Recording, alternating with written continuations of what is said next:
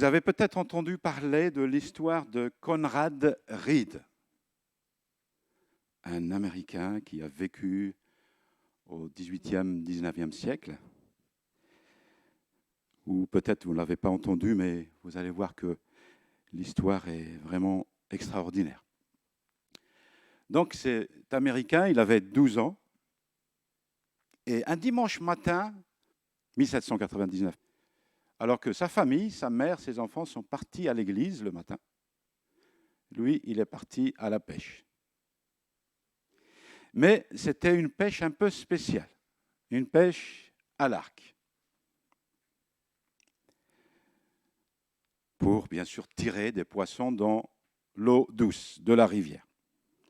Donc ce dimanche matin, il a tiré une fléchette, il a loupé un poisson et la fléchette est tombée juste à côté d'un gros rocher. Il est parti donc ramasser la fléchette et en même temps, il était intéressé, attiré par ce gros rocher. Un gros rocher de 8 kilos qui brillait. Et donc, il l'a pris avec lui à la maison et pendant des années, ce rocher brillant servait pour laisser ouverte la porte sur la terrasse à l'entrée. Et un jour, le père, du nom de Joseph, a quand même pris ce rocher vers le bijoutier. Il s'est dit quand même, je vais tirer quand même un petit quelque chose. Peut-être s'il vaut quelque chose ce rocher. Et quand le bijoutier du village a vu ce gros rocher, il savait qu'il contenait de la valeur. Et il disait au père, « Donne-moi le prix que tu veux et je te l'achèterai. » Et le père, il réfléchissait et puis il a dit, « Allez, je te le donne pour 3,50 $. C'était le prix du salaire de la semaine de l'époque. Tout a intéressé, donc le bijoutier a pris, il a payé les 3,50 $. Le père est rentré chez lui.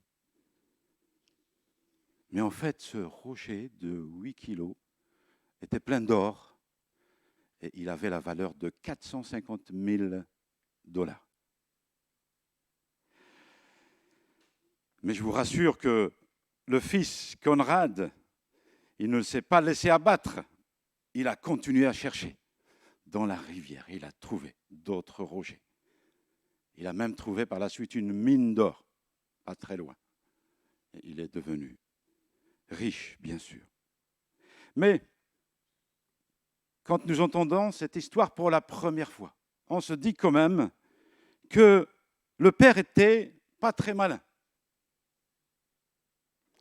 Et le bijoutier, lui, pas très honnête non plus. Il était un vrai filou. Il y a des gens qui ne savent pas reconnaître le trésor qu'ils ont, ou encore qui ne savent pas la vraie valeur des choses. Ma sœur, mon frère, cette parole est pour toi ce matin. En tant que chrétiens, parfois nous ne réalisons pas que nous avons un vrai trésor. Christ dans nos vies, Christ dans nos cœurs. Quelles que soient nos occupations de tous les jours, nous pouvons prendre du temps de qualité, des temps privilégiés dans la présence de notre Seigneur, à l'écouter, à être à ses pieds. L'histoire biblique de Marthe et Marie est unique en son genre. Cet événement a semé la confusion pendant des siècles chez les chrétiens. L'enseignement principal de cette histoire met l'accent sur, en fait, être concentré, avoir l'attention vers Jésus, à l'écouter, à être à ses pieds, plutôt que d'être occupé par les préoccupations quotidiennes. C'est une question de priorité. Découvrons ensemble ce matin pourquoi ce simple récit biblique continue à parler encore aujourd'hui aux chrétiennes et aux chrétiens. L'histoire donc de Marthe et Marie se trouve dans Luc au chapitre 10, versets 38 à 42. Évangile de Luc, chapitre 10, versets 38 à 42. Comme Jésus était en chemin avec ses disciples, il entra dans un village, et une femme nommée Marthe le reçut dans sa maison. Elle avait une sœur nommée Marie, qui, s'étant assise aux pieds du Seigneur, écoutait sa parole. Marthe, occupée à divers soins domestiques, survint et dit : « Seigneur, cela ne te fait-il rien que ma sœur me laisse seule pour servir ? Dis-lui donc de m'aider. » Le Seigneur lui répondit : « Marthe, Marthe, tu t'inquiètes et tu t'agites pour beaucoup de choses. Une seule chose est nécessaire. Marie a choisi la bonne part, qui ne lui sera point ôtée. » Amen. Jusqu'ici, la lecture de la parole de Dieu. Mes bien-aimés, nous avons tous des aspects de Marthe et Marie en nous. En étudiant ce passage ce matin, nous pouvons réfléchir à des questions comme : quelles sont mes priorités dans ma vie spirituelle, dans ma vie de chrétien, de disciple ? Est-ce que comme Marthe, je suis inquiet à propos de beaucoup de choses ? Ou bien comme Marie, je suis calme, serein, concentré sur Christ, à l'écouter, à passer du temps dans sa présence ? Est-ce que j'ai toujours la soif de lire la parole de Dieu, de rester attaché à Christ ? Ou bien est-ce que je suis plus soucieux de faire les bonnes actions, même pour Dieu, sans prendre du temps dans la présence de Dieu, sans prendre du temps à écouter notre Seigneur, à discerner sa volonté pour nous. Ce récit de Marthe et Marie, dans Luc au chapitre 10, se trouve juste après le récit du bon samaritain. Ces deux récits ne se trouvent que dans l'évangile de Luc et nulle part ailleurs. Dans la parabole du bon samaritain, il est question de l'amour du prochain. Et dans ce récit de Marthe et Marie, il est question de l'amour de Dieu. Aimer Jésus. Résumons un petit peu donc cette histoire biblique. Marie et Marthe étaient donc les sœurs de Lazare. Nous connaissons bien cette histoire dans la Bible. Lazare qui a été ressuscité par Jésus d'entre les morts. Les trois frères et sœurs aimaient Jésus. C'étaient des bons amis à Jésus. C'étaient de véritables disciples, croyants. Ils vivaient un petit village qui s'appelle Béthanie, éloigné d'à peu près 3 kilomètres de Jérusalem. Un jour, donc, Jésus passe par ce petit village, probablement pour aller à Jérusalem. Et donc, Marthe l'invite chez elle. Et Marthe, elle invite aussi les disciples. On imagine mal que Jésus passe avec ses disciples et Marthe n'invite que Jésus. Donc probablement que les disciples de Jésus étaient invités aussi. Marthe semble être l'aînée de la famille. Probablement que les parents étaient décédés. Là, pendant le temps où Jésus passait. Et probablement que Lazare était jeune. Pourquoi je dis ça ? Parce que Marthe a pris la décision d'inviter Jésus et les disciples. Donc elle avait quelque part la responsabilité sur sa sœur Marie et sur son petit frère Lazare. Parce que dans la tradition du Moyen-Orient, quand il y a un adulte à la maison, c'est plutôt l'adulte de prendre les responsabilités. Donc on peut imaginer que Lazare était jeune. Dans l'évangile de Jean, chapitre 11, où là il est question aussi de Lazare, de Marthe et de Marie. Et les deux sœurs ont joué un rôle important dans ce chapitre 11 de Jean. Bien que les deux sœurs étaient peinées, bouleversées, étaient déçues de l'arrivée de Jésus après la mort de leur petit frère, elles avaient quand même des comportements différents. Dans l'évangile de Jean, nous voyons que Christ est arrivé après la mort de Lazare. Et que c'est Marie qui est partie à sa rencontre en premier. Quand elle a su que Jésus arrivait à Béthanie, et donc elle est partie à sa rencontre. Elle a couru vers lui, alors que Marie était restée avec les personnes qui sont venues consoler la famille lorsque Lazare était mort. Et c'est Marthe qui est partie voir sa sœur pour lui dire que le maître est arrivé et pour lui ajouter aussi que Jésus l'a demandé. Jésus a demandé à voir Marie.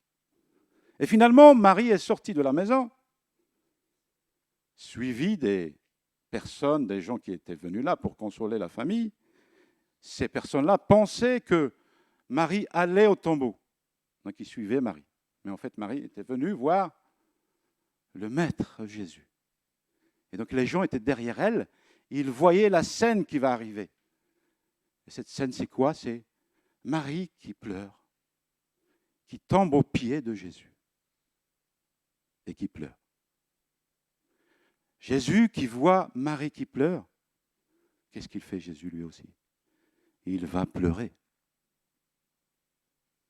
La première fois qu'on voit ça dans le Nouveau Testament, dans les évangiles, Jésus, le Fils de Dieu, qui pleure. Nous voyons ici véritablement l'humanité de Christ. Nous pouvons imaginer à quel point il aimait Marie, et il aimait aussi Marthe et Lazare. Dans notre passage du jour, dans Luc au chapitre 10, Marie était donc assise aux pieds de Jésus.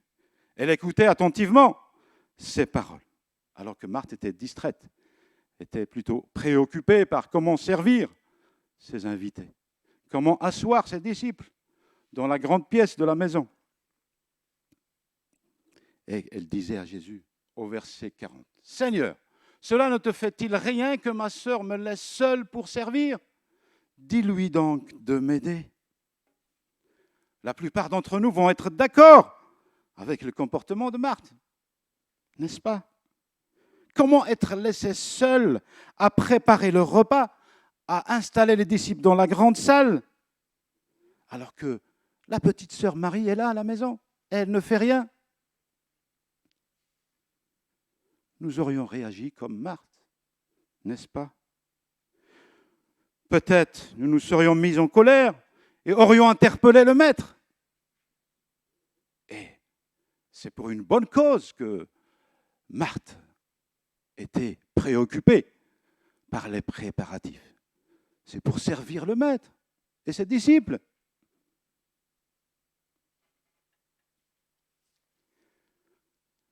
L'Église est appelée à faire de bonnes œuvres concrètes, pratiques dans la ville, dans la cité où le Seigneur l'a placée. Ces bonnes œuvres demandent des préparatifs aussi, des actions pratiques. Et quelle était la réaction de Jésus? Jésus n'a pas répondu ainsi. « Marie, Marie, allons, tous les deux on va aider ta sœur Marthe. » Mais Christ a plutôt répondu en ces termes.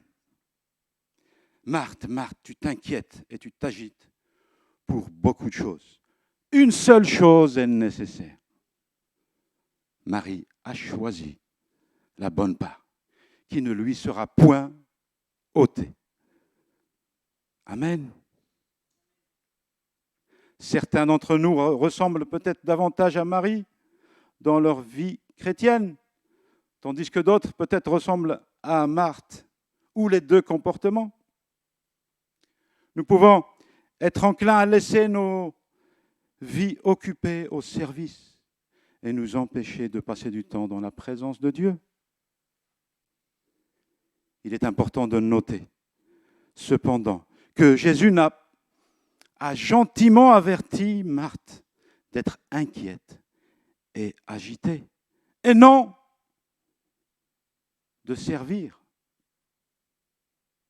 Le service est une bonne chose, mais s'asseoir aux pieds du Maître, c'est mieux.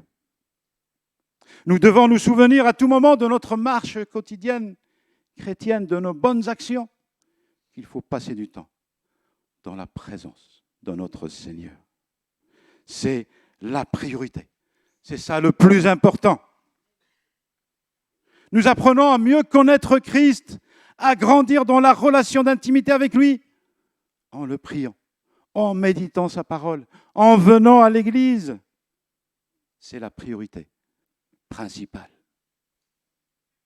Il peut devenir si facile pour nous d'être absorbés par différentes activités, par les choses que nous devons faire, que nous perdons si facilement de vue d'être aux pieds de Jésus.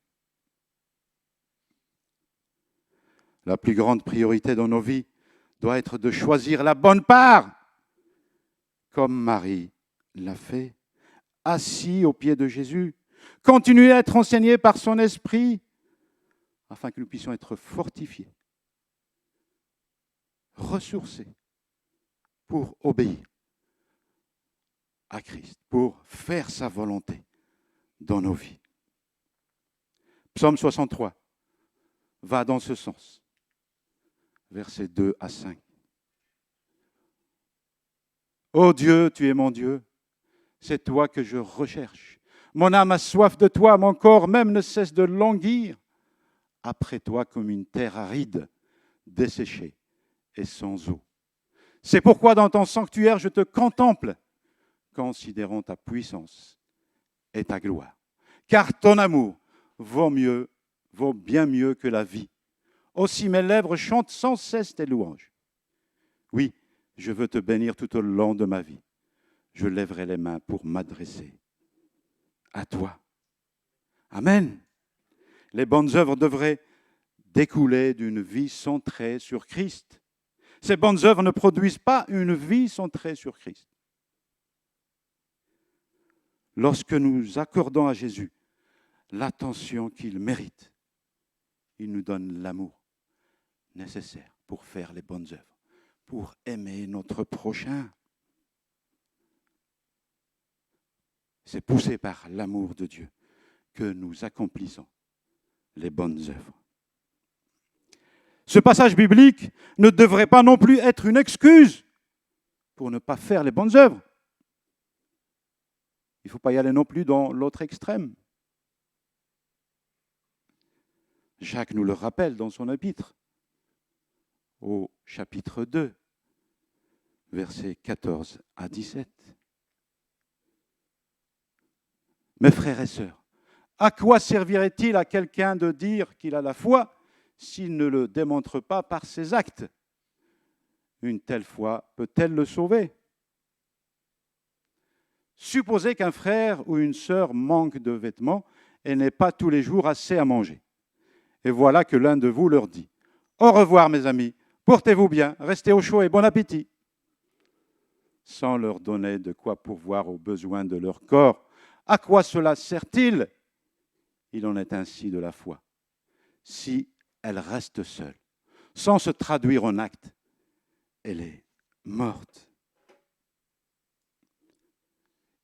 Voici une autre précision qui est importante à rappeler dans notre texte de Luc 10.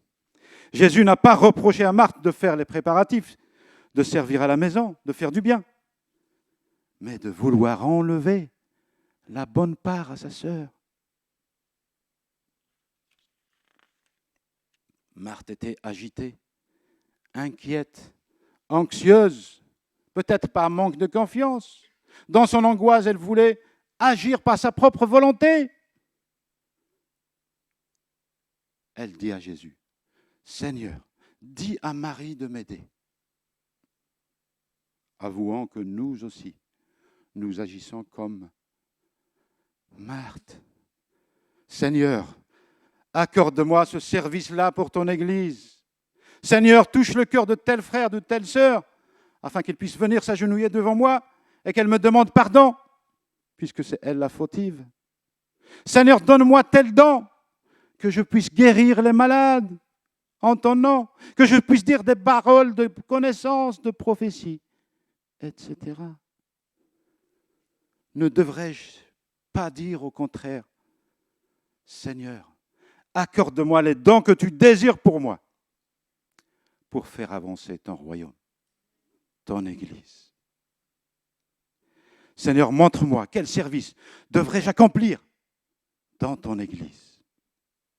Seigneur, si c'est ta volonté que je me marie, montre-moi mon âme sœur et que tu puisses lui confirmer pour elle aussi. Ce ne sera pas que ma volonté, ma volonté qui est soumise à la volonté du Père. Et ainsi, il va confirmer au frère et à la sœur. Je me soumets à la volonté de mon Dieu et j'accomplis ses plans dans ma vie. Dieu est notre ami. Amen. Mais il n'est pas notre petit copain. Nous ne lui donnons pas des ordres. Restons dans l'humilité. De plus, Marthe critiquait Marie dans son envie de demeurer aux pieds de Jésus. Mes bien-aimés, arrêtons la critique du service des autres. Arrêtons d'être comme des pharisiens dans nos bonnes œuvres. Ne jugeons pas les autres quand ils ne font pas comme nous le voulions, nous. Attention, Satan est toujours derrière ces critiques et ces jugements pour créer des tensions, des divisions. Pour conclure, l'histoire de Marthe et Marie nous dit qu'il y a de la valeur à s'asseoir aux pieds de Jésus, à l'écouter, à apprendre de lui, à l'aimer. Comme Marthe, nous pensons que l'important est de s'activer dans nos différents services pour Dieu. Mais Jésus nous dit d'abord de nous asseoir à ses pieds pour être ressourcés, pour recevoir l'amour, pour aimer son prochain. Prenons le temps ce matin, en cette nouvelle année qui commence, pour remercier Dieu de nous avoir attirés à lui, de le connaître. Sachons apprécier le trésor que nous avons, Christ, dans nos vies. John Reed, le père de Conrad, avait un trésor entre les mains. Il n'avait pas su la vraie valeur de ce gros caillou. Nous avons le meilleur trésor que nous pouvons avoir. Christ est venu à notre rencontre. C'est lui-même qui nous a attirés vers le Père. Sachons apprécier les bénédictions qu'il nous accorde chaque jour. Seigneur, merci pour le travail que tu m'accordes. Merci pour les ressources que tu me donnes. Merci pour la famille que tu m'as donnée. Mon épouse, mon époux, mes enfants. Merci Seigneur pour les frères et sœurs en Christ que j'ai. Merci pour mon Église où tu m'as placé. Merci pour le service que j'accomplis pour toi. Seigneur, je te remets mes projets. Si c'est ta volonté, bénis mes projets. Accorde-moi ta force et ta grâce de pouvoir les accomplir. Asseyons-nous ce matin aux pieds de Christ, juste un instant. Soyons silencieux, écoutons-le, connaissons-le un peu plus et toujours plus. Chérissons ces moments que nous passons dans sa présence. Disons-lui que nous l'aimons et que ce soit un mot d'ordre pour cette année qui s'ouvre devant nous. Amen.